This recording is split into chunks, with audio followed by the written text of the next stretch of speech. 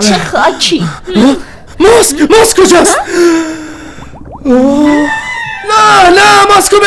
ماسکو بگیرش ماسکو بگیر.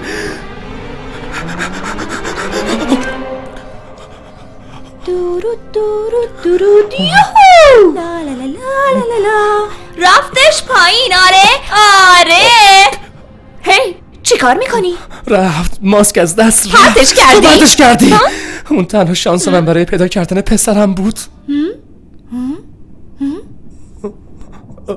هی آقای گرامپی گری، وقتی زندگی بر وفق مراد نیست چیکار کنیم؟ نمیخوام بدونم. شنا میکنیم. شنا میکنیم. چیکار میکنیم؟ شنا میکنیم.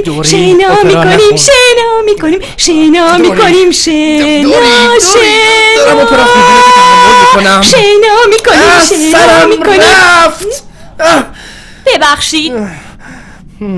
دوری چیزی داری میبینی یا نه؟ یه چیزی بهم خورد. من بودم. کیه؟ کی میتونه باشه اینجا غیر از من؟ تو وجدان منی؟ آره من وجدان تو هستم. خیلی وقت با هم دیگه حرف نزدیم. چطوری؟ بد نیستم. جدی خوبه. حالا دوری میخوام بهم بگی چیزی میبینی یا نه؟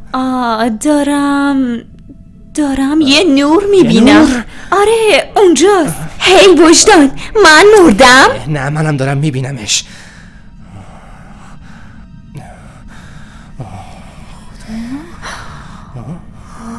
این چیه؟ خیلی قشنگه. من احساس شادی میکنم.